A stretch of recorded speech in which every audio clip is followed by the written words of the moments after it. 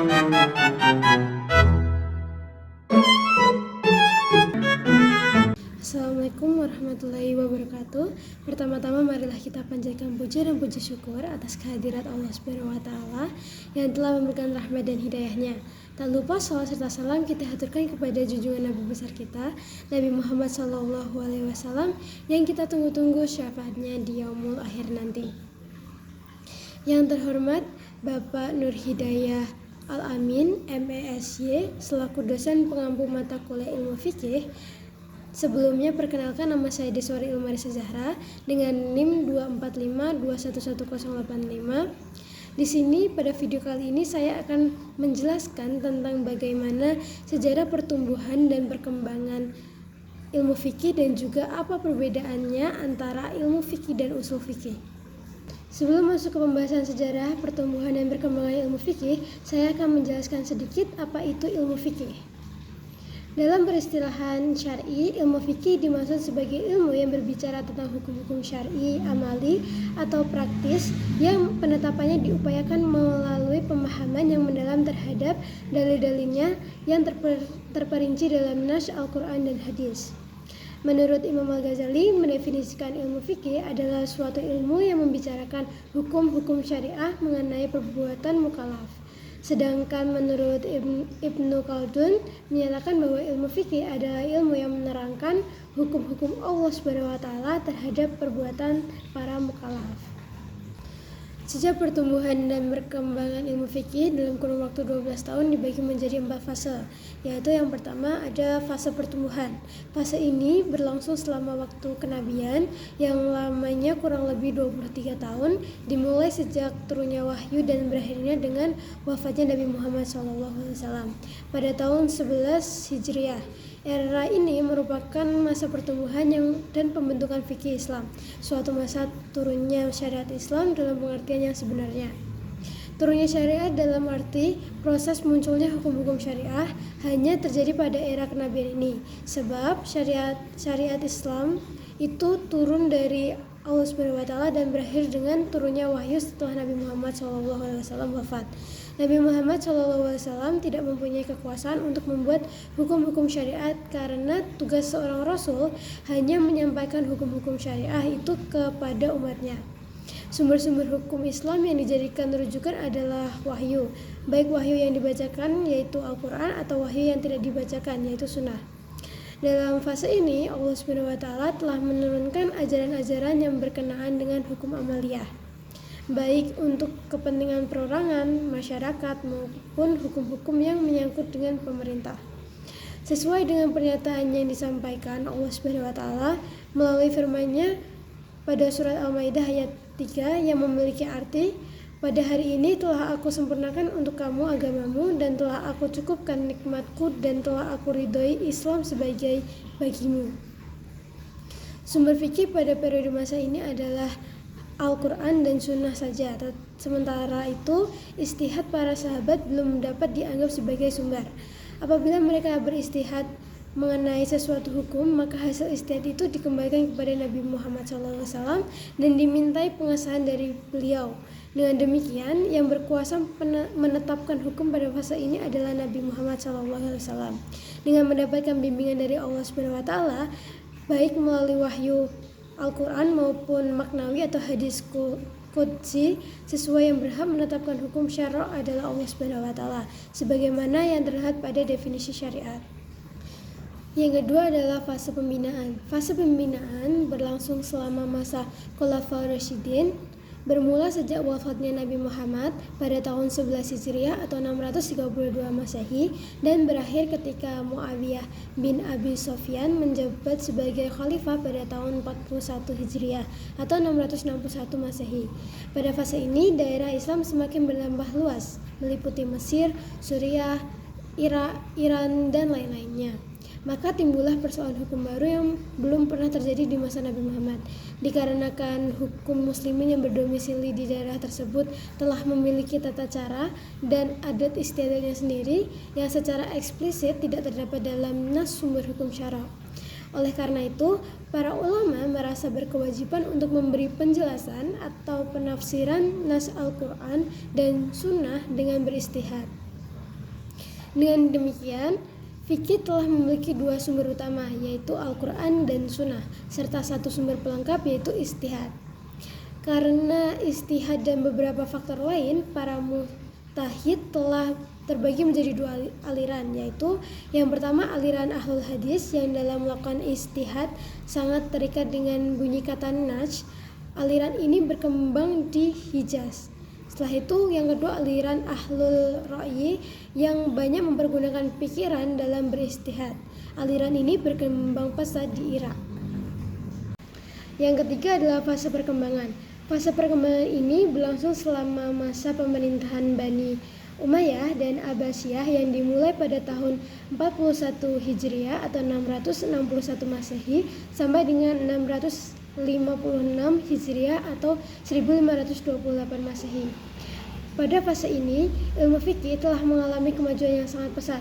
Para ulama giat melakukan ijtihad terhadap berbagai persoalan, sehingga sering di antara mereka berijtihad dengan menggunakan metode sendiri, tidak terikat dengan metode istinbat yang ditemui ulama lain.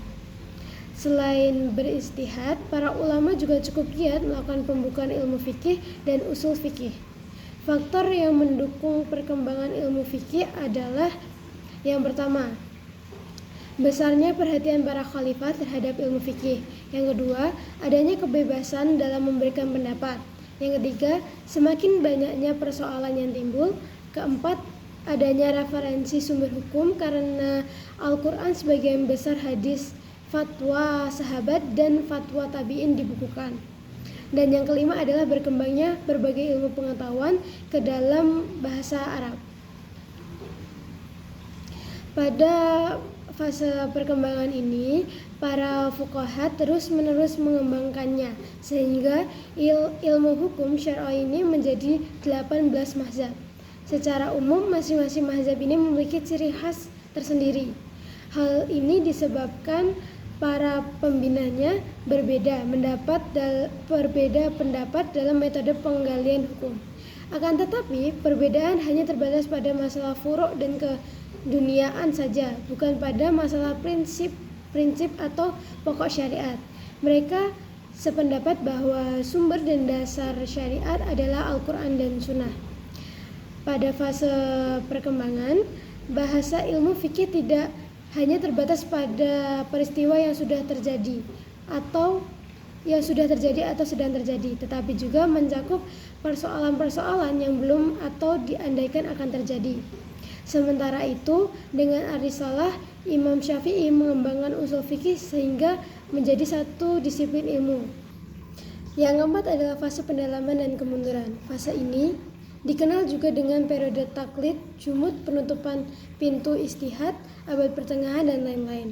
Fase ini berlangsung sejak dari robohnya Daulatan Abbasiyah dan leburnya Khilafah Utsmaniyah.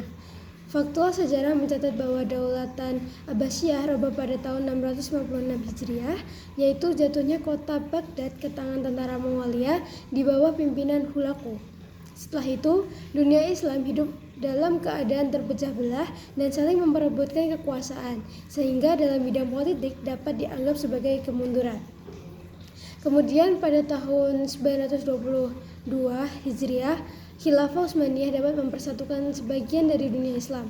Akan tetapi pada tahun 1923 Masehi, Kamal, seorang pemuda Turki yang pro dengan hukum positif barat, sampai membubarkan khilafah ini.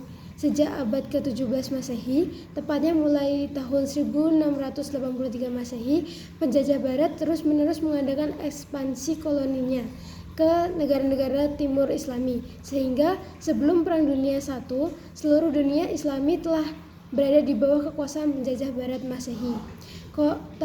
Kaum kolonis memaksa berlakunya hukum sekular pada semua daerah jajahan. Dengan demikian, timbullah dualisme ilmu pengetahuan umum dengan pengetahuan agama.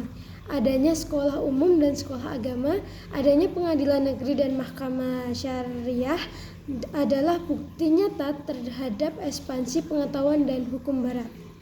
Para penjajah juga menyebarkan isu-isu keliru mengenai agama Islam, terutama dalam bidang ilmu fikih.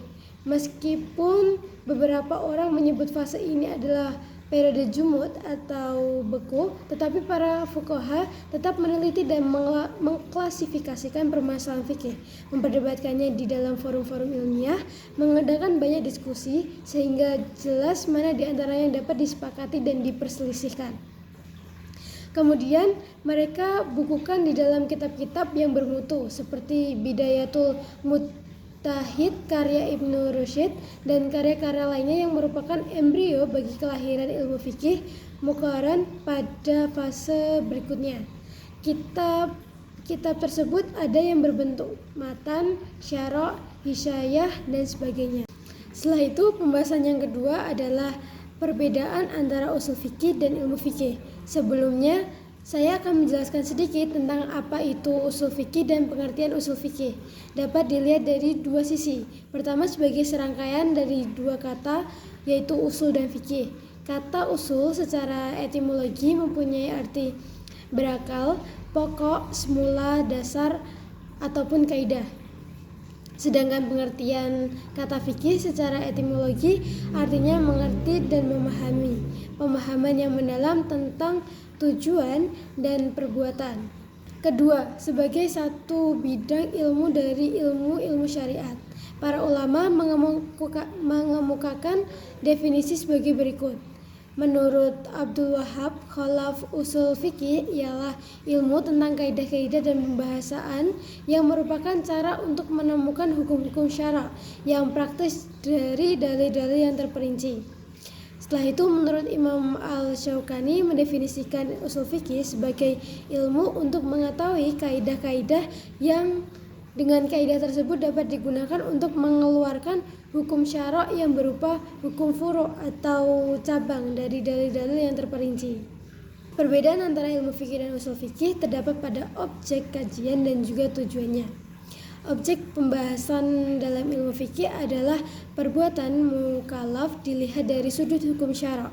Perbuatan tersebut dapat dikelompokkan dalam 3 kelompok besar, yaitu ibadah, muamalah, dan ukubah. Yang pertama adalah ibadah, tercakup segala persoalan pada pokoknya berkaitan dengan urusan akhirat. Artinya, segala perbuatan yang dikerjakan dengan maksud mendekatkan diri kepada Allah SWT. Contohnya seperti sholat, puasa, dan haji.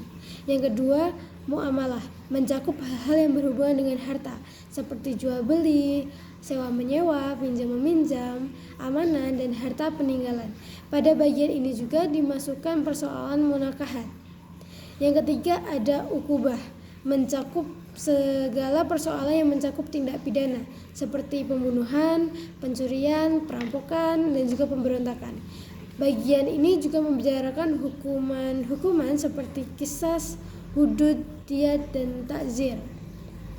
Setelah itu, sedangkan objek kajian usul fikih dari definisi usul fikih sebelumnya dapat dilihat bahwa yang menjadi objek usul fikih ada 3, yaitu yang pertama, sumber hukum dengan semua seluk-beluknya. Yang kedua, metode pendayagunaan sumber hukum atau metode penggalian hukum dari sumbernya. Yang ketiga, persyaratan orang yang berwenang melakukan istinbat dengan semua permasalahannya. Pada intinya, ilmu fikih bertujuan menerapkan hukum syariat pada perbuatan dan ucapan atau mukallaf, sedangkan usul fikih bertujuan menerapkan kaidah-kaidah umum pada nas-nas yang terdapat pada syariat.